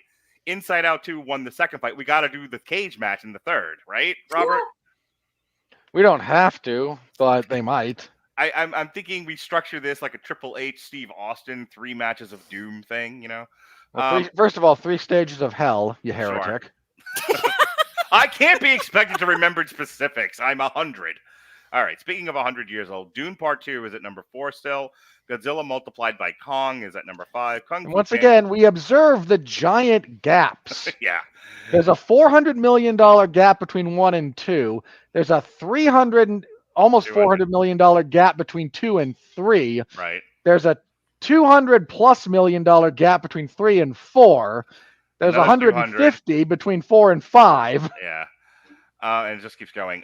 Bad Boys is at #7. Kingdom of the Planet of the Apes died at #8. Twisters broke in at #9. And Alien Romulus is now in the top 10.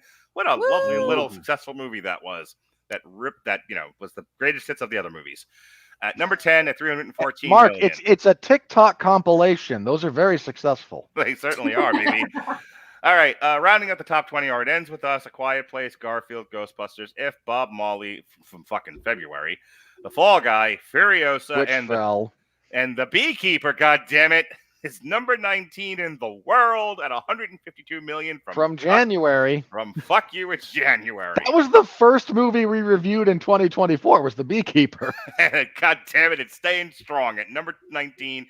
And debuting in the top 20 is Beetlejuice Beetlejuice. All right. I'm predicting It Ends With Us is going to be the first one to really drop. Madam Web dropped to 25 Probably. at this I point. agree with that one.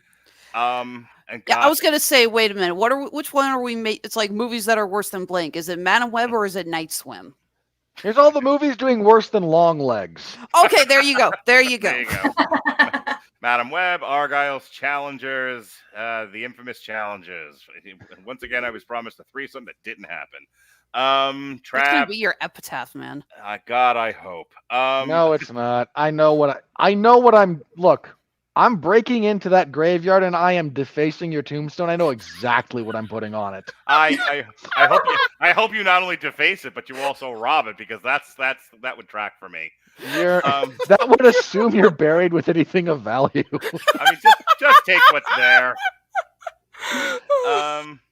Okay. Robert, who are you kidding? It's going to be like that thing from Cabinet of Curiosities. You rob the grave and you're going to find the ROUSs. So it is Florida. We got a couple of that's comments possible. Here. I got a redress here from Lewis Keys. My old ass with Aubrey Plaza. She does interesting films, and this one is a 93%. Yeah, I saw the trailer for that. That does look interesting.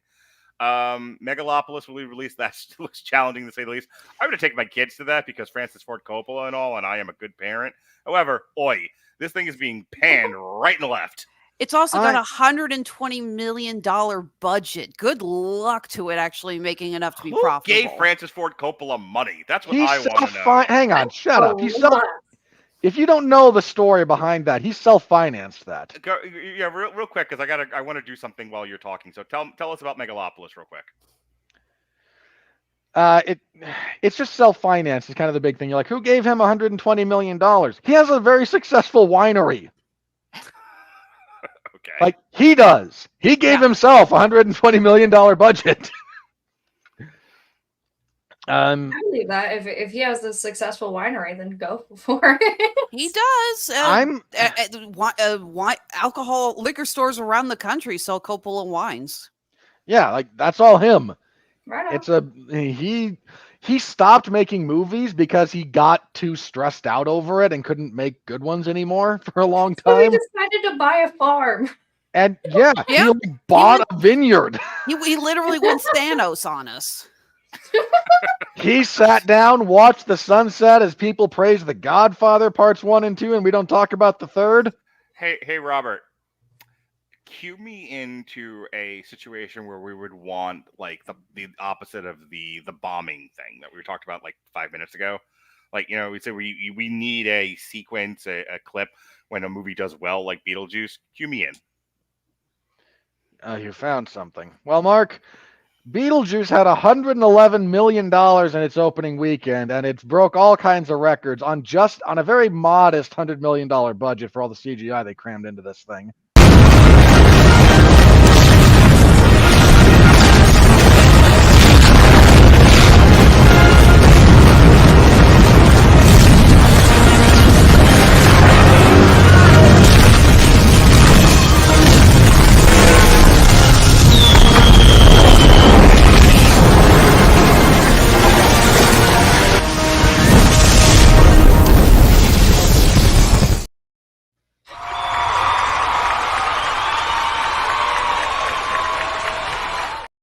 Dorian can be on any podcast he wants from now on, and I will kick people off to make that happen.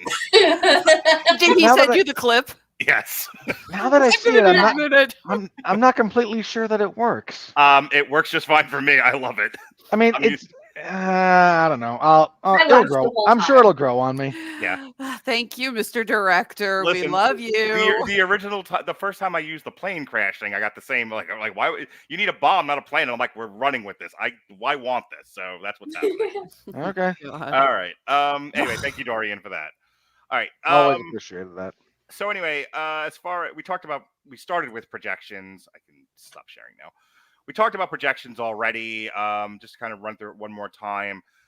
Next week is nothing. The following week is Transformers 1, and the week after that is The Wild Robot, and that closes out September. And then we kick off October, just a slightly more, got more stuff that would be competitive with this. We've got Joker, Folie à Deux. We've got I don't know what comes out after that. But then we've got Megalopolis that's on our schedule, which will have already come out by then. And then we end the month of October with Venom: The Last Dance. So, Oy. Remember yeah, when Oy is October right. had good horror movies coming out? Yes. Not anymore. All right. Yep. I remember 2019, yes. I never thought I'd say this, but God, I'd kill for another Saw sequel at this point. You're getting one That's next There year. might be, yeah, We there's gonna be reviewed the what last is it, one. 11? It wa- You all talked over each other. Try it one more time. There's another one coming out, and I'm pretty sure it's 11, and I'm excited because I'm a Saw fanatic. But also, what Mark was bringing up with the movies coming out, I'm really excited for The Good Robot, or that's what it's called, The Wild Wild. Robot. The Wild Robot. It looks so cute. Yeah, I don't know. I saw the felt book. this. I saw the book at Barnes and Nobles, and I almost grabbed it for Jonas because he's really interested in this movie. Though I know what you were about to say, and I'll let you say it. But funny enough, second time this podcast, Jonas had a very similar reaction because it was like he saw the original trailer, like, oh my god, this potentially looks amazing. Saw the full trailer and went, I'm not nearly as excited now. Yeah. I said the same thing. I was like, oh, this looks so Yeah. sweet. Second trailer comes out. The animals talk. But it's so cute. I appreciate that the visual style is cute, but when you can watch the trailer and know everything that's going to happen in the movie all of a sudden, it's a little bit of a downer. So, last question before we break from the money and get into Rotten Tomatoes. A question for the whole panel. Just take your best guess, Mick. And if it's like Schmagegi, then say Schmagegi and I will move on. How many weeks do you think Beetlejuice is the #1 movie in the world? Given that I said that its next best competition is 2 weeks from now, and it's Transformers 1. I'll start with you, Mick. Best guess? I would. Yes. You mean like the money? How many? rate? How many weeks will it be the #1 movie in the world? 2? No, Okay. 3. Three on average for most hit movies is about right. What do you think, Alexis? I want to say 3 because I think that Transformers movie looks really stupid. Yeah, But- it does. But I know that oftentimes the reason why I wish for certain things is because I like to think that the rest of the world has common sense, and they don't. So while I want to say 3, I am going to place a safe bet and say 2 because Transformers movie is probably going to take #1. I don't want it to, but it probably will. Yeah, I think the week that Transformers debuts, it's the #1 movie of that weekend. But that's about 3 weeks from now, Robert.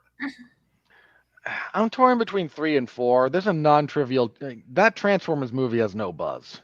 Like they've been throwing the trailers out, but I mean, you know where it showed up as an advertisement in the if you go to the DAZN, which rhymes with calzone app, it's in the frame. Like if you're looking for boxing matches to watch, it's like all around each of the viewing screens. Like for whatever reason, I don't know why. Like when I think about boxing and old men, I also think Transformers cartoon for children. I mean, like, the only reason I found out that there's a new Transformers movie is because, I work at Spirit every year, and we had a whole new section for Transformers. So that's the only time I knew that, we had something coming out. They've been pushing the movie hard in trailers in theater, but if you don't go to the movies, you've never seen it. I don't know how much buzz it has on television, but I'm not sure people watch TV anymore. So I guess if you have the DAZN app and you're a boxing fan and a Transformers, you're in luck. They have gone kind of lax on YouTube ads. I haven't seen it popping up as much. Beetlejuice got a lot more ads on YouTube and streaming services than Transformers did. So there's a point there being there's a decent chance. Like that one, I kind of think is 50-50 whether or not it'll take it or not. But 3, 4 is certainly possible. Yeah, I think by the time we get to the Wild Robot, whatever is new that weekend is going to be the #1, and then Joker is the #1 of its weekend. And then it's looking tracks. Looking like Joker is going to have most of October to do what it needs to do until Venom comes out. Like it's weird. Normally, it's like a murderer's row of movie 1 week after another. I think what was it? 2023 was it last year or the year before, where we were playing catch up from I think it was the pandemic. and it was like for 3 months solid, it was one big time movie after another. Like there was no break for like 3 or 4 months in a row, right, Robert? Yeah, and this week, this whole year, we're dealing with stuff having been pushed back because of the strike. So thumbs up to that. That's true. He's not wrong. All right. With that said, folks, here we go with the critical review.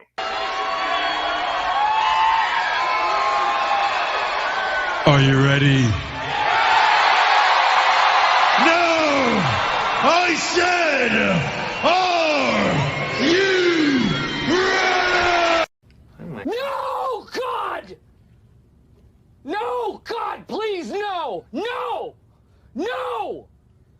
No! I mean, no surprise here. The all critics Rotten Tomatoes tomato meter is a 77%. When you go to top critics, it drops a few points, but nothing significant to scream and yell about. Well, that's about right.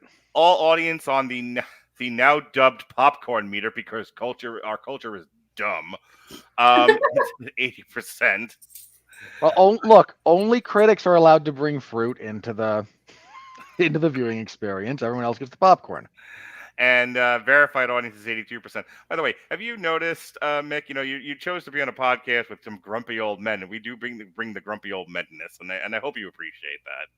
I do. It's very entertaining, to say the least. Yeah, sweetie, I am dubbed the little sunflower that absorbs the massive radiation meltdown from these two. And even she has given up and just said, "Yep, everything's." Even she has joined in the cult of Jay Sherman and saying everything stinks. I didn't say everything stinks. I just don't hold back. My favorite show is the one where we broke you, and you were like, "All right, I admit it. It's all terrible." It's great. I was gonna say, give it another 2 years. I was gonna say, the thing is, I don't say everything stinks. But when I first joined here, I was usually the one who was like, well, I want to try to say something positive about even the worst movies. Nowadays, if a movie sucks beyond recognition, I have no qualms about sitting down and saying, burn it with fire. Yeah, well, if me and Robert shoving you in a locker every single time you did that, after a while you learn. And I stupidly said something positive about Dial of Destiny, and I took it back on the next show. You happy? Yes. Like with my attitude about movies, like I'm really easily entertained. So if I'm like, I was entertained, I'm cool with saying that. I accept that as an answer. All right, moving on. The AI writes, Michael Keaton's devious poltergeist still has plenty of juice left in his madcap return to form from Tim Burton, marrying charm, practical effects, and ghoulish gags to provide a fun time.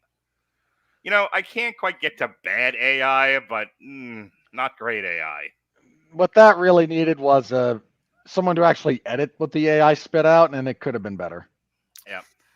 All right, shall we find some of our favorites? My question is, who do I marry Mick off to tonight? We don't know who. Okay, Mick, honest question. Yeah. Are there any professional critics that you usually find yourself like watching their videos on YouTube or catching for their reviews when you read a magazine or anything? No. Perfect. My biggest movie buff is Dorian. Great. He is for all of us. Dennis Schwartz of Dennis Schwartz Movie Reviews. Less fun than the original. Get him, Robert. You were actually paid for that. 1, yes, return your paycheck even though you're a self-employed loser. 2, unhelpful review. He said the thing. Can I tell a quick story about when I saw this movie today? Hang on. Yes. So, no, I went into the theater to see this movie today. I saw it this morning. And literally it was me and this other guy in the theater, and he had his laptop out, and I assumed he was reviewing it too. I was taking notes on my phone, but it was just literally the two of us in this theater. And so the whole time I'm cracking up, and we left at the same time, and I was in my head, I was going, I bet you he's reviewing it. So I would really want to see what his was, because I didn't have a conversation with him. I wasn't about to have a whole. You should have tackled him outside the theater and demanded his name, and then asked him where the trigger was. He'd be like, "Is that you?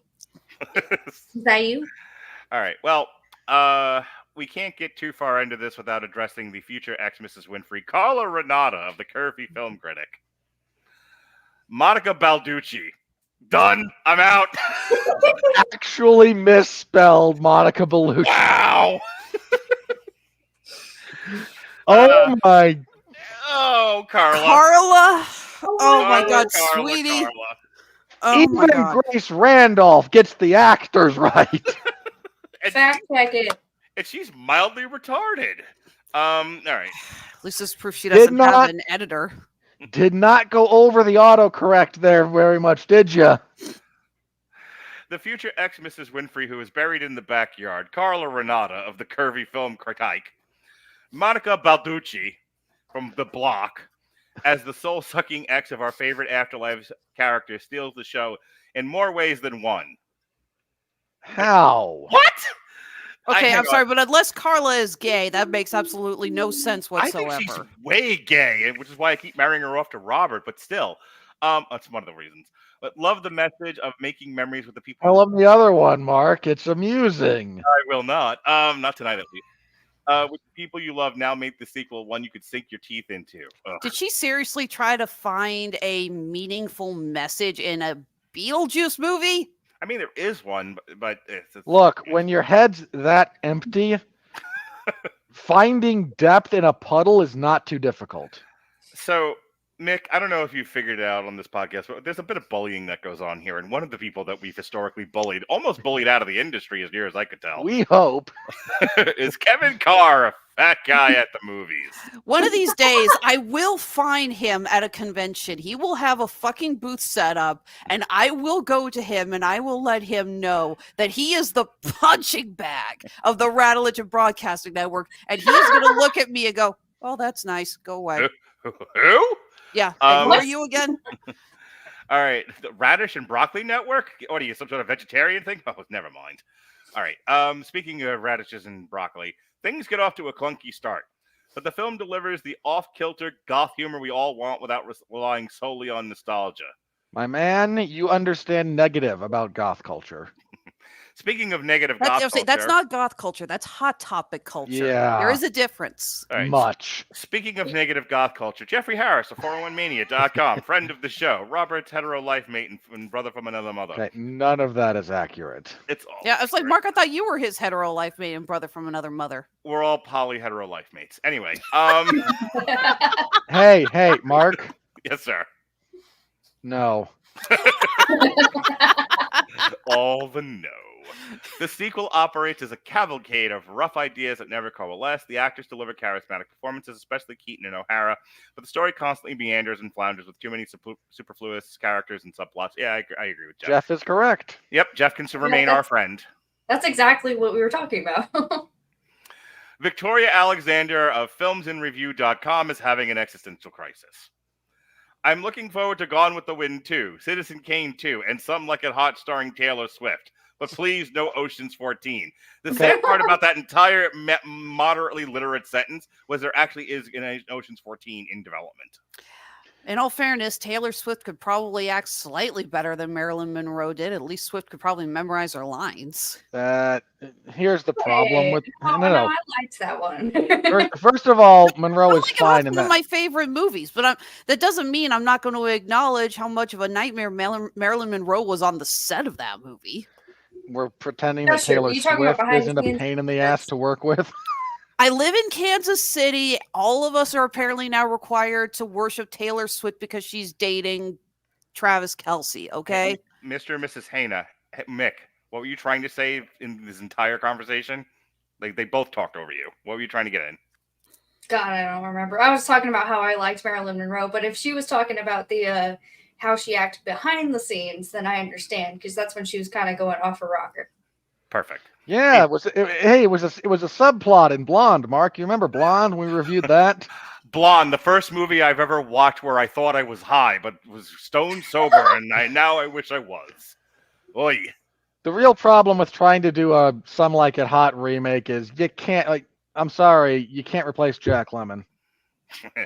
All right, moving on. Let's see here. Michael. So real quick, Mick, Michael Medved is my sworn enemy. And the reason he's my sworn enemy is because I tried to call into his radio talk show. He's a conservative talk show host. And he does like a movie review segment. And I tried to call into his talk show and explain to him why Twilight was popular. And I had a whole explanation. But because it's radio and I couldn't get it done in 6 seconds or 5 words, he cut me off, went completely in a direction I never intended, and then went into the next thing. And I was wounded, I tell you, mortally, I say. And now he's going to interrupt you, as I just did. That's right. And now Michael Medved and I are in a feud he doesn't know about. So anyway, if Mark ever comes across him at a convention, he's just jumping over the table. Oh yeah, punch right in the face. Yes, I will beat this old man to death. Michael Medved of the I Hate You Michael Medved show. It may not quite double the fun, but it's certainly a display of surprising friskiness for a mischievous spirit who's been among the dead for so many years. That's a barely coherent sentence. Yeah, I was going to say, I think you tried way too hard to be clever on that. I got to read that again. My brain did not catch up. I feel like the senility is setting in for him. Good. That'll make him easier to take out. Let's see. Good. Enjoy your degenerative brain disease. Dark Sky Lady of LatinaMedia.co, Robert's favorite website. Even you knew that didn't make sense. I was gonna say I'm pretty sure. I'm like 99% sure this is our first time ever acknowledging LatinaMedia.co. Yeah, Beetlejuice. Oh, Mark acknowledges it on his private time. Yes, when I'm right before I go to bed. For those of you who don't know, Mark's favorite aesthetic is goth Latina. Like, he's been public about that. That's very true.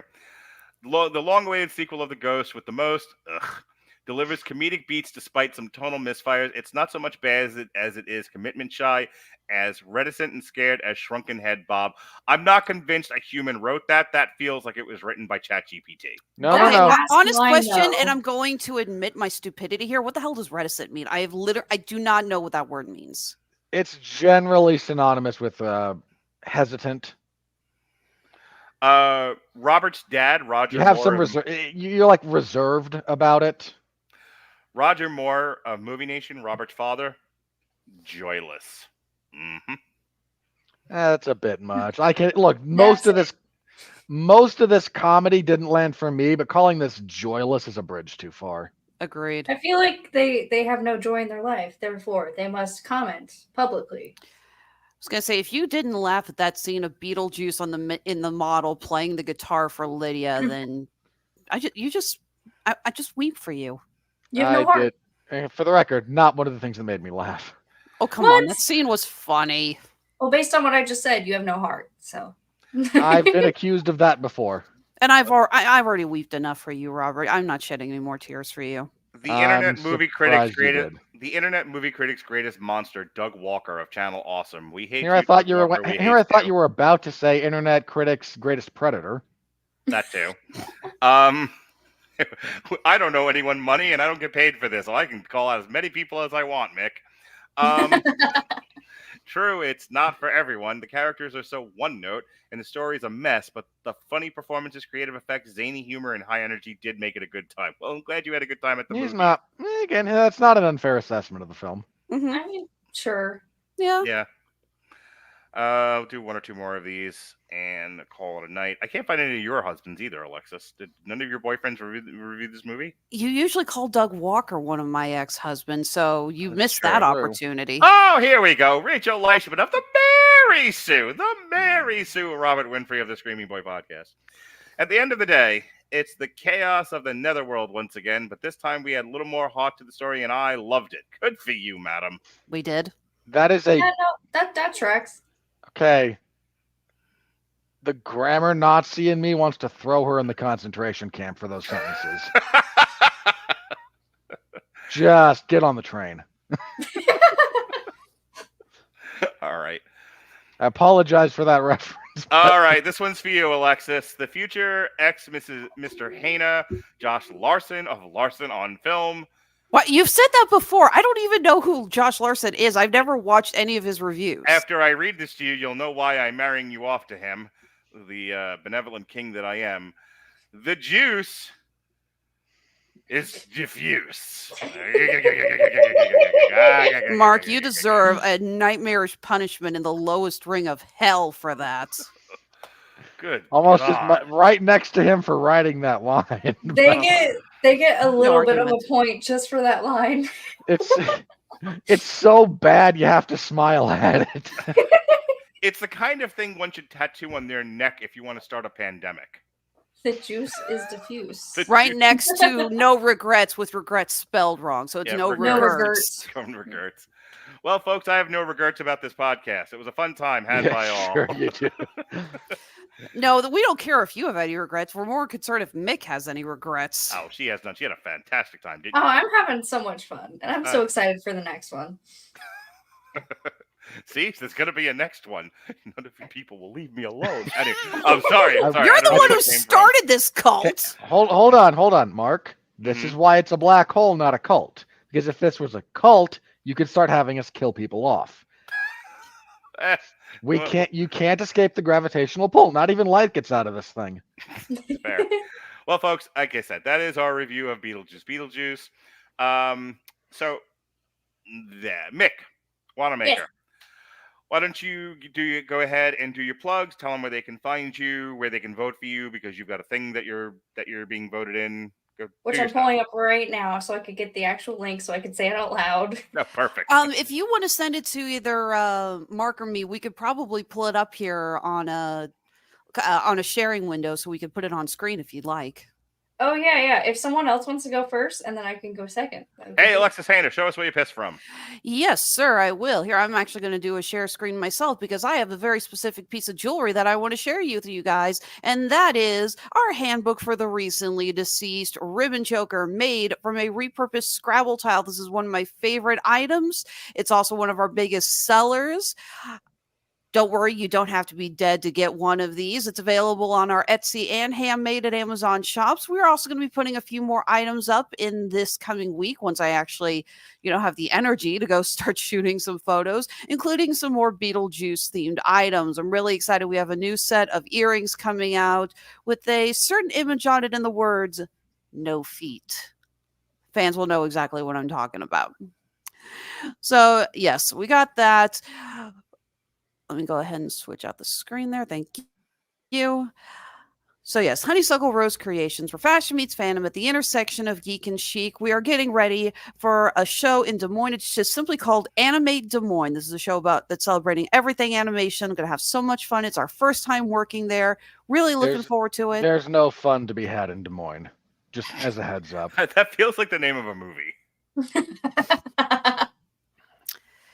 Right up there with things to do in Denver when you're already dead. Yes, sir. Right up there with things to do in Denver when you don't have any money. Please, for the love of God, move this on. So yes, we got that. Then we're going to be doing Planet Anime here in Kansas City, having a lot of fun with that.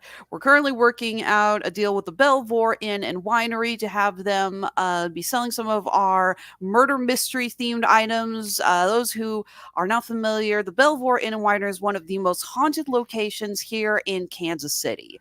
It does ghost tours. It's so much fun. It's an absolutely beautiful place to go and stay and drink some wines. They do apple cider mimosas in the fall, which I cannot recommend enough. Those are so delicious. That That sounds sounds good. delicious. Yes, And ma'am. we will be doing their Sip and Sell. That's their holiday sales event. We're going to be doing that in December.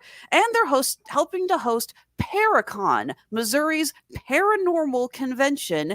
We're going to be doing that last weekend of February, aka first weekend of March. That's our first time doing that one. So excited. There's going to be like a ton of personalities there from various ghost hunting TV shows. It's the sort of thing Lydia Dietz would do now. So, but we're going to have a lot of fun with that. Like I said, we've got some new items coming to the shops this week. I'm going to be getting some pictures in as soon as I got a decent amount of sunlight and time to breathe.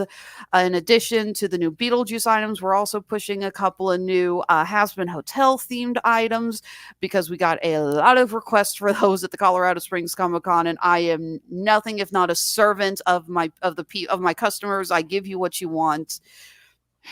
And as always, you can follow us on Facebook, Instagram, Twitter, because I refuse to call it X, and TikTok. That is Honeysuckle Rose Creations, the intersection of geek and chic. And if you like Alexis, and really, why wouldn't you? Everyone does. She will be on the following podcast in the very near future. She'll be on the Damn You Hollywood for the Wild Robot. She managed to put herself on the Long Road to Ruin for the X trilogy, one of the rare times I'm actually going to repeat something, because I've already reviewed X. Are you sure you want me on that? As sure as I am of anything else in my life. Okay, because I know I don't want to get into it now. So yes, she's on the X trilogy, whether she likes it or not at this point, and I'll explain why later. We did a review for X a little ways back, but we did it as part of a whole different theme. So we're actually going to do the X Pearl, which I've never reviewed, and Maxine, which I reviewed on Movies That Don't Suck and Some That Do, but it'll be the first time it'll be here on the Radulich and Broadcasting Network. She'll also be on Joker, Folie à Deux, and we just squeeze this into the schedule. And yet another example of somebody pitches me one thing and I go, how about this whole thing? And everyone goes, why do we talk to you? So Alexis pitched me Apartment, was it 7A? And I said, what's this? And she said, it's this prequel to Rosemary's Baby. It comes out on Paramount Plus. I'm like, well, I've never talked to or seen Rosemary's Baby before. Let's do the whole trilogy. And Alexis Hejna said, why do I bother with you? So no, I believe I said the direct-to-TV sequel, Look What Happened to Rosemary's Baby, is available in its entirety on YouTube, to which I said, yeah, because I don't think anybody wants to take credit for that and launch a complaint to YouTube to have it taken down. Because to do that would be, it's like no one wants to be complicit in that piece of shit. If you file the copyright claim, you are saying it's yours, and no one wants. Nobody wants that one. I would just for the lulz. Anyway, so myself and Alexis will be doing a Long Road to Ruin on Rosemary's Baby on October 31st, Halloween night. Even we're gonna give out candy and talk Rosemary's Baby. It'll be fantastic. So that's that. Mick, who I'm ready. who is now ready. I can't see. Oh yeah. You're going to be on in November. At least that's the next thing I have you listed for, though. You know, I don't know what you're going to throw yourself in between now and then. She pitched me a show, and I actually changed my schedule to accommodate this. We are celebrating the 25th anniversary of the self-titled Slipknot album on a Metal Hammer of Doom jukebox on November 14th, and that was her pitch, y'all. So how about that? That's going to be so much fun. I'm so excited. Yeah, because you just need your arm twisted to listen to Slipknot. I do not. That is very true. All right. Go ahead. Show us what you pissed from, Mick. Okay, so this year I am a contestant in Face of Horror, so go ahead and vote. The link is faceofhorror.com/2024/Mick Wanamaker. I'm pretty sure the website should look like this. This is my page, and when you go to vote, then it'll let you vote for one vote. But if you want to give money, I'm not asking. You don't have to do this at all. But a donation goes to a kids' charity fund where basically it's like Spirit of Children, but for a different hospital, if that makes any sense. Now, if you win and you are the Face of Horror, do you get to kill teenagers? Or how does this work? What happens here? So I get to go on an adventure with Kane Hodder. Where we go ghost hunting, and then we also, it looks like this year's theme, the photo shoot that we're doing is Ghostbusters. So we'll do a photo shoot and then a ghost hunting adventure, and then I will be Face of Horror for this year if I hopefully win. So everyone, if you would like to vote, that's great. Otherwise, quick, my social handles. I do sewing and also art. So if you want to follow me at onyxcat.create on Instagram, or Mick Wanamaker on Facebook. Either one will work. And that's all I got. I just got to ask, Mick, did Dorian do that photo shoot? No, I did it, actually. Okay. That was before I even met Dorian. Gotcha. So that's it. So this week, we have a show Thursday. Ronnie Adams will be back on the Whiskey Rebellion. We'll be talking old school wrestling, stuff from the 70s, Mid-South, Mid-Atlantic, Florida Championship, Georgia Championship. A lot of mid. You funny guy, you. That's and I joke. Just. You are. Last week, my God, we did, yesterday, as a matter of fact, Dorian hosted his first show, Black Hole. So we did Prometheus, and that was basically so that he could get used to doing his own stream, which reminds me, Dorian and I talked about a couple of things I wanted him to do for me, but he wanted to make sure it was okay with you first, since one of them's a TV party, Alexis. I'll talk to you He after. told me which Yeah, show? Umbrella Academy. Yeah, I actually have not had time to sit down and watch the third season, and I've got enough on my plate right now, so I bequeath to him Umbrella Academy. He can host that one. Perfect. I'm glad you agreed. I'm not so bitchy that I am unwilling to let someone else host an occasional show, okay? We can all look. We can all admit that the Umbrella Academy is just a white elephant, and nobody actually wants it. Anyway, so last week, myself, Dorian, and Alexis did The Offer on Paramount Plus. We had a great time talking about that. It was an offer they couldn't refuse. And as I've mentioned a few times on this show, we also did an on-trial for Beetlejuice. We got the Whiskey Rebellion doing old school wrestling. And then next week, we're taking a break from Damn You Hollywood so that we can talk Ash vs. Evil Dead Season 1, which I finished up already. It was very fun. That'll be myself, Robert, Jesse, and Dorian. If you want to know why we're reviewing a near 20-year-old movie, television show. Oh my God, this story again. I'll go into it on the actual review, but this is a thing that just got pushed off because life. And for some reason, Mark decided it was a thing he had to make good on at some point. I love you. And I want to make you happy. It was if he didn't do something, it was going to end up I love the replacing fact the that- Gambit hang release on. date. Hang on. I love the fact that I say stuff like that, and I could actually see Robert's soul die a little bit. Like if I had said, I hate you and I wish you were dead, Robert's ear-to-ear smile. But I go, I love you and I want to make you happy, and Robert's like, I wish I were dead. I don't understand. You can see the imaginary noose tightening around his neck. Speaking of, I wish it's not imaginary. Speaking of, I wish I was dead. Robert, what are you doing this week? Debating rewatching the first season of Ash vs. Evil Dead, but I think I remember it well enough to talk about it. I'll see if I'll probably at least do a brush through on it again, because that'll be next week, and that'll be something. That'll be something. And then, so what? Next year you're going to do season 2? We're going to make this a yearly thing for the next couple of years? No, you asshole. It'll be next month. I already have it on the schedule. He does. I checked. Oh, no, wait, there it is. Yeah, sorry. My account, I had not scrolled far enough. My apologies. You look, we did the Hannibal thing like 3 years after it had been done, and we did it a year at a time too. So yes, it would track. But now I do monthly TV reviews with Jesse. This happens to be one of those. See? Okay. So be on the lookout for that. I cover mixed martial arts and professional wrestling over at 411mania.com. WWE SmackDown on Fridays, UFC events on Saturdays. This last UFC event was okay. If you want my full report, MMA Zone at 411mania.com. This week is UFC 306, their big show at the Sphere in Las Vegas. Full preview on one of the other podcasts I host, the 411 Ground and Pound MMA podcast. This is the all Mexican Mexico card, right? Do you want me to answer the question? Not really. Just keep going. No, this is Riyadh season presents Noche UFC, because nothing says Mexican fighting spirit like the Saudi Arabian government. Agreed. Main event featuring Sean O'Malley and Merab Dvalishvili, and Merab's an adopted Mexican because he did that when he fought Henry Cejudo, and they kind of ran with it. Perfect. Co-main event. It is insider baseball MMA talk. Just nod and look pretty. You're doing a great job. Co-main event, Valentina Shevchenko and Alexa Grasso. Again, I have a full preview of that on the MMA podcast. I also talk, news of the week in the combat sports space. Conor McGregor apparently wanting to run to be president of Ireland. So that's the correct response to that. I know I mothballed this year's election coverage, but if he actually runs and there's an election for him, that I would cover. Well, the president of Ireland is more of a ceremonial position. It's not the prime minister. Perfect. Things I have now learned because of stupid MMA fighters. A little bit more about the Irish government setup. Speaking of stupid fights, is Khabib versus Mayweather a real thing? No. Okay. Why would you ask that? Because I'm dumb. I got your message. So you can find me in those places doing those things. Next week, again, Ash vs. Evil Dead Season 1. That'll be a thing. We'll have a good time, sort of, talking about it. And Come on, the world is better with more Bruce Campbell. I'm not disagreeing.